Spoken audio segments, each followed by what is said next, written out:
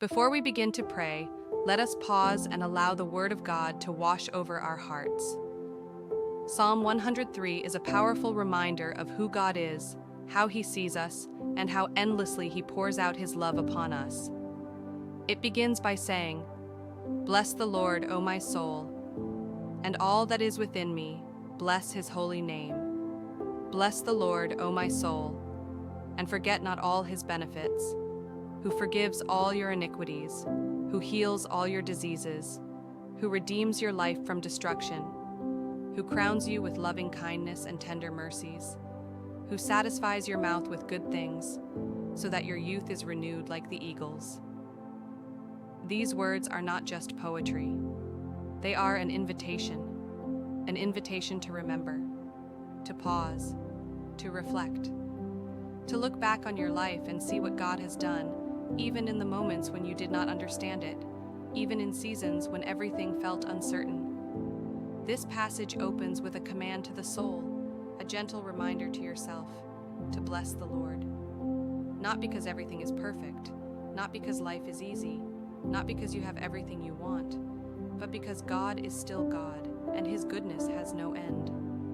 Sometimes our souls forget what God has done. We get lost in routine, distracted by stress, overwhelmed by life's demands. Our minds drift into worry, our hearts into heaviness, and our spirits into discouragement. That is why the psalmist commands his own soul to bless the Lord, because praise lifts you out of the fog and resets your heart on truth. The scripture says, "Forget not all His benefits." Why? Because human beings forget quickly. We forget answered prayers, open doors, second chances, and silent protections. But when we take time to remember, our faith strengthens, our hope rises, and gratitude fills our hearts. This psalm reminds us that God forgives, heals, redeems, crowns, restores, and renews. It reminds us that God is not just a distant king, but a tender Father who understands our weaknesses and remembers that we are dust. This psalm brings your soul back home, back to the truth that you are deeply loved, endlessly forgiven, and continuously covered by God's mercy. Now, with this scripture in our hearts, let us enter into a deep, long, and intimate time of prayer. You are not merely tolerated by God. You are welcomed. You are not kept at a distance, waiting to prove yourself. You are invited into relationship. Jesus Himself said in John 15:15 that He no longer calls you servants, but friends. That means you are not an outsider trying to earn belonging. You are already known, already chosen, already loved. When someone has called you weak, you do not have to argue with them. You can agree with God instead. Philippians 4:13 reminds us that we can do all things through Christ who strengthens us. That strength is not denial of struggle. It is grace in the middle of it. It is leaning on Jesus when you feel exhausted and trusting Him when you feel unsure. When someone has spoken hopelessness over your future, remember what God has already declared. Romans 8:37 says that in all these things, we are more than conquerors through Him who loved us. Your future is not determined by the harshest voice you ever heard. It is shaped by the love of Christ, the one who restores what was broken and revives what seemed lost. When words have been spoken over your days, your home, or your path that filled you with fear, heaviness, or discouragement, rest in the promise of the shepherd. Psalm 23:6 assures us that goodness and mercy will follow us all the days of our lives. Even when life feels uncertain, you are being pursued by grace. Even when the road feels heavy, you are being led. And if you ever wonder whether you truly matter, remember this truth: you are not an accident. Psalm 139 tells us that God formed you intentionally and wonderfully. You were designed with purpose. God does not waste what He creates. Your life carries meaning, even in seasons of pain. So today, we take every harmful word we have carried and place it under the authority of Christ. We do not deny the pain, but we refuse to let it rule us. We ask God to heal what was spoken over us. We choose forgiveness where He leads us. And we allow His truth to become the loudest voice in our lives. Human words can wound deeply, but God's word restores completely. And what will stand in the end is not what people said, but what God has spoken over you. Now let us pray. Lord Jesus, I come before you just as I am. I invite you into every place in me that still aches from criticism, rejection, betrayal, and careless speech. You know where my heart was broken. You know where my mind was scarred. I do not want to pretend I am strong when I am wounded inside. I open my life to you and ask you to touch what no one else can reach.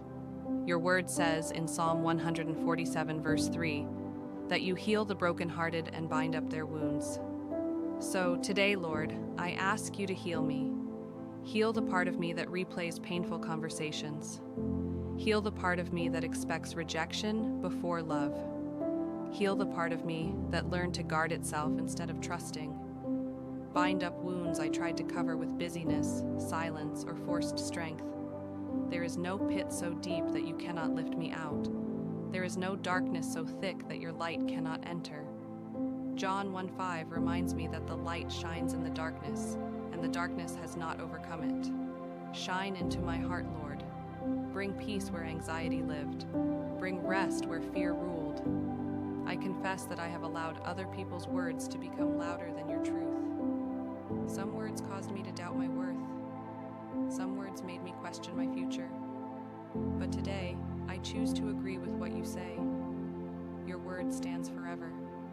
Opinions fade, but truth remains. I renounce every destructive label placed on me, every sentence meant to crush my courage, every negative declaration spoken over my life. I refuse to keep repeating what wounded me. Replace those words with the truth of Scripture. When condemnation rises in my thoughts, bring me back to the cross. Your word says there is no condemnation for those who are in Christ Jesus.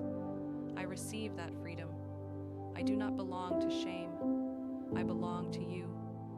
Holy Spirit, heal my emotions. Where anger has settled, cleanse it. Where bitterness has tried to harden my heart, soften me again. Where fear has taken control, remind me that you have given me power, love, and a sound mind. Restore the way I see myself. Let my identity be shaped by your word and not by people who spoke from their own pain. I reject the lie that I am unwanted or unworthy. I receive the truth that I am known, chosen, and deeply loved.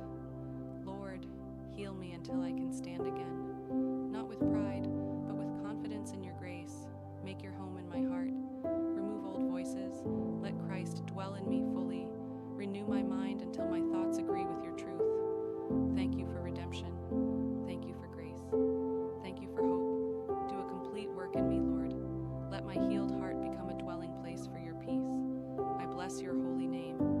Amen. If this prayer has touched your heart, type Amen as a declaration of faith.